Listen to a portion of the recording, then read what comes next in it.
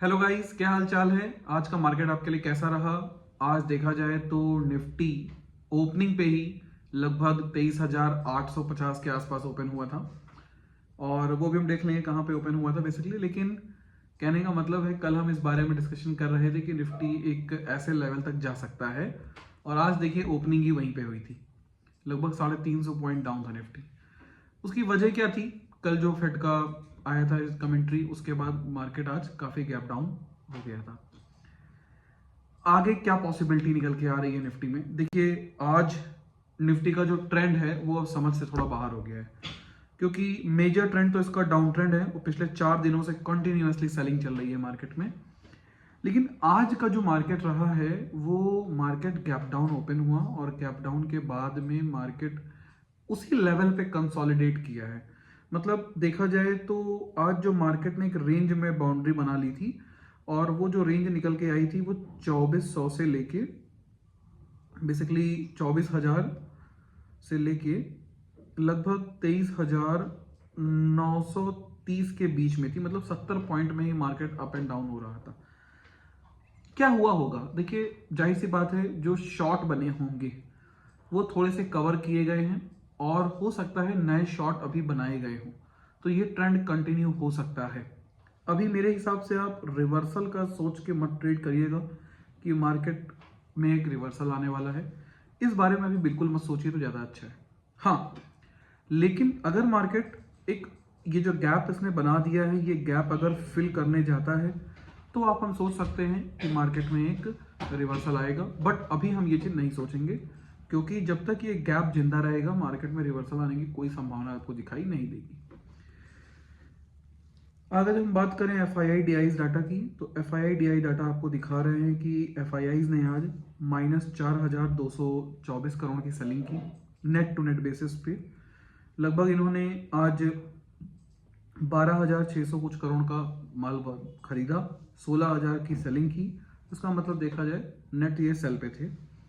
DIIs ने आज माल by किया है, लेकिन अगर दोनों का डिफरेंस देखें तो लगभग 100 से 200 पॉइंट की सेलिंग अभी भी आ रही है। तो इसका मतलब ये जो माल है ये किसने बाई किया होगा? ये ऑब्वियस है, रिटेलर्स ने बाई किया है। ठीक है, तो देखा जाए FII और DI के डाटा से निकल के आ रहा है कि रिटेलर ने आज माल बाई किया है। बेसिकली हो सकता है बाय ऑन डिप की स्ट्रेटजी की वजह से ज्यादातर लोगों ने आज माल को बाई किया है। सवाल उठता है कि हमें क्या करना चाहिए।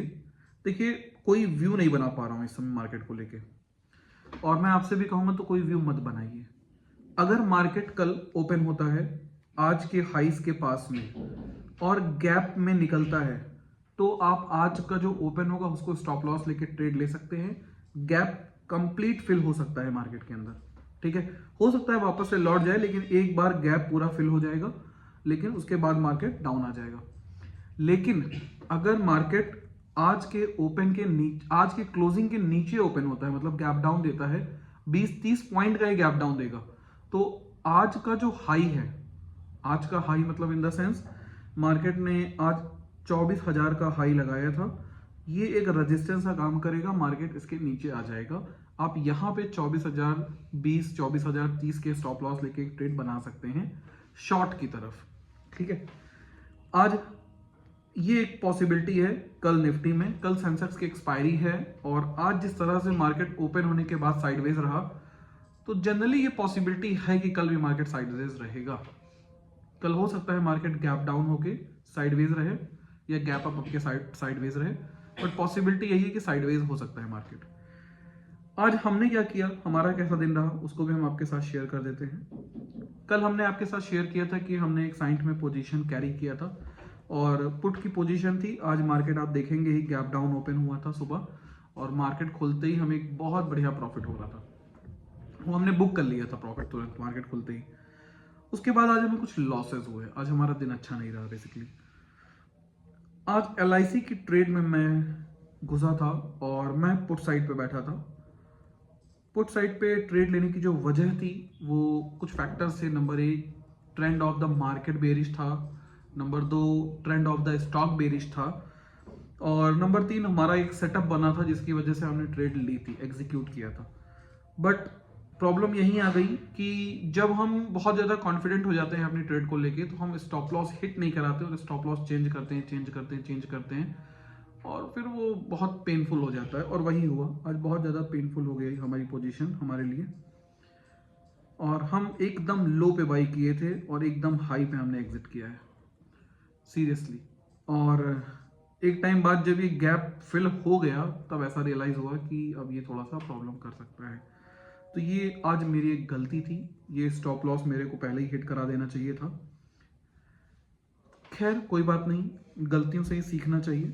और इससे मैं आज सीख गया हूँ कि अगर शुरू की ट्रेड लेने के बाद में 20 या 25 मिनट तक आप लॉस में हैं और आपकी पोजीशन आपके अगेंस्ट ट्रेड कर रही है, तो उस ट्रेड में आपको प्रॉफिट बनने की प्रोबेबिलिटी घटती जा रही है।